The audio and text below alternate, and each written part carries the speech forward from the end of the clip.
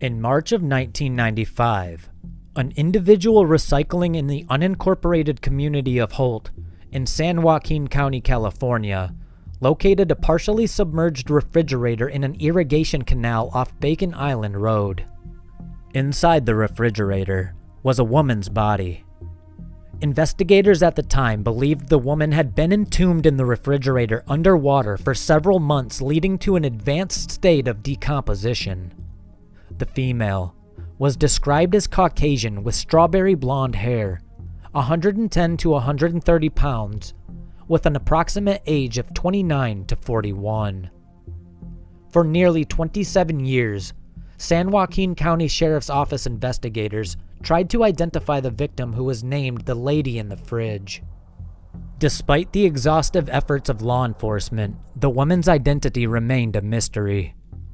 After exhausting all leads for investigators to pursue, the case eventually went cold. Over the years, many investigative and scientific techniques have either been improved or created through new technological advances.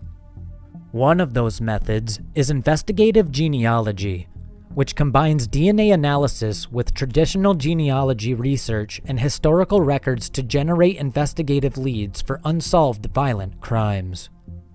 In 2022, San Joaquin County Sheriff's Office and the San Joaquin County Medical Examiner's Office partnered with Othram to determine if advanced forensic DNA testing could help establish an identity for the woman or a close relative. Skeletal evidence was sent to Othram's lab, where their forensic scientists developed a DNA extract and used forensic-grade genome sequencing to build a comprehensive DNA profile for the unknown female. In addition, Othram's in-house genealogy team used forensic genetic genealogy to produce investigative leads, which were returned to San Joaquin County Sheriff's Office investigators. A follow-up investigation contacting the victim's possible mother and daughter was made. They provided their DNA sample to compare, confirming the identification of Amanda Lynn Schumann Deza, born August 11th of 1965. Now that Amanda has been identified in February of 2003, investigators are looking for clues to her disappearance. They know that Amanda was separated from her husband and that they had 3 young children at the time of her disappearance. Speaking with family, she was last seen at an unknown apartment complex in the city of Napa with an unidentified male she met in a rehabilitation facility. Investigators are calling upon the public for assistance and encourage anyone with information about Amanda Lynn Schumann Deza or possible details surrounding her demise to reach out to San Joaquin County Sheriff's Office.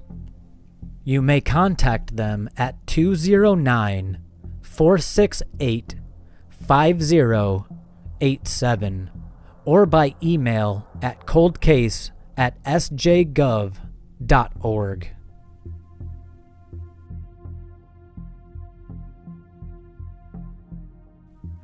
22-year-old Cheyann Klus was always a very upbeat and outgoing young woman from Chicago.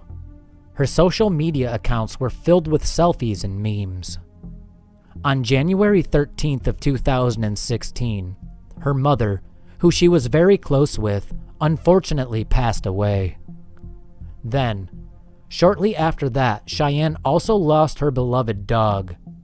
As you can imagine, this was a very hard time for her.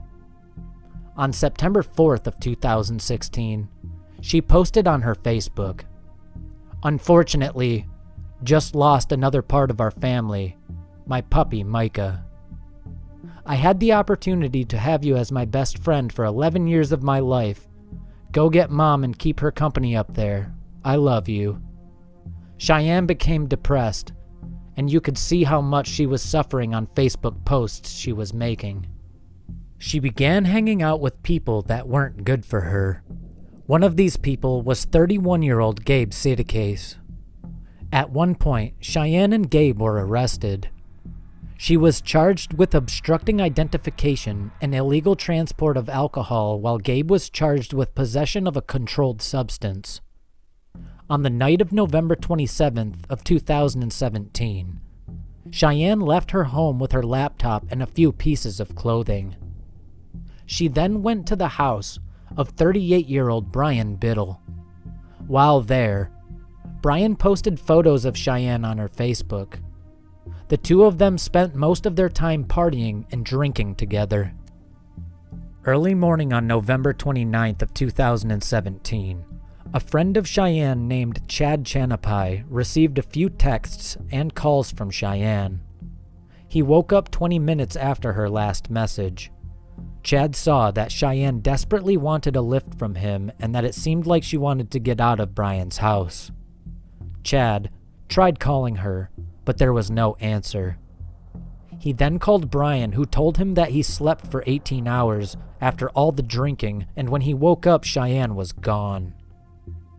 The day of when she actually was reported missing does not seem to be known. Some sources stated that it was on December 1st of 2017, while others say it is December 11th or December 12th. It is known that Cheyann's father was the one that reported her missing.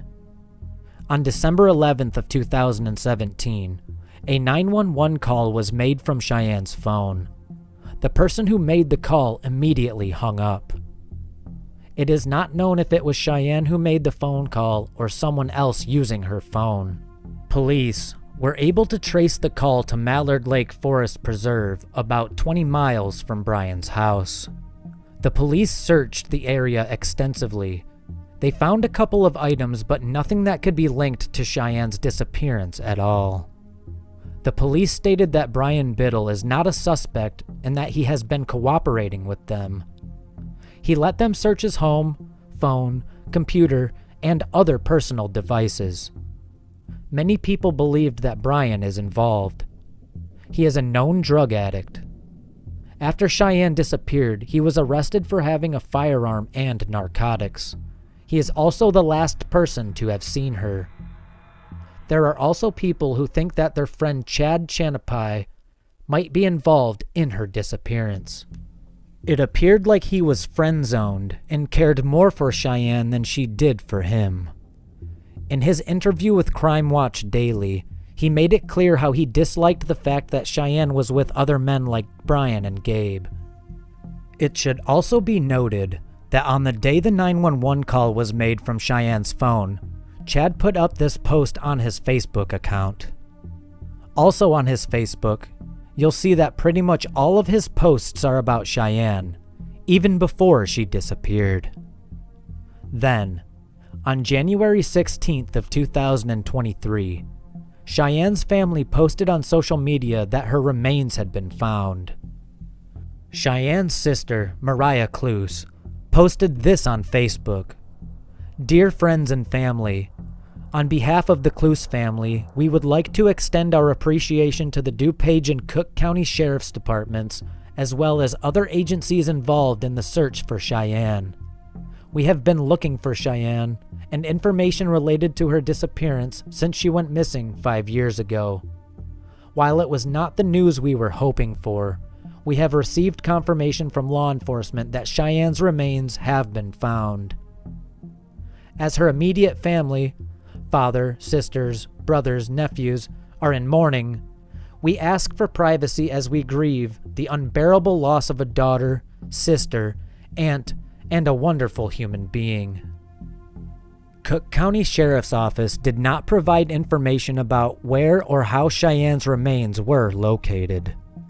In a statement, it said the Sheriff's Office worked closely with the DuPage County Sheriff's Office and the FBI to successfully identify the remains of Cheyann Klus through dental records last week.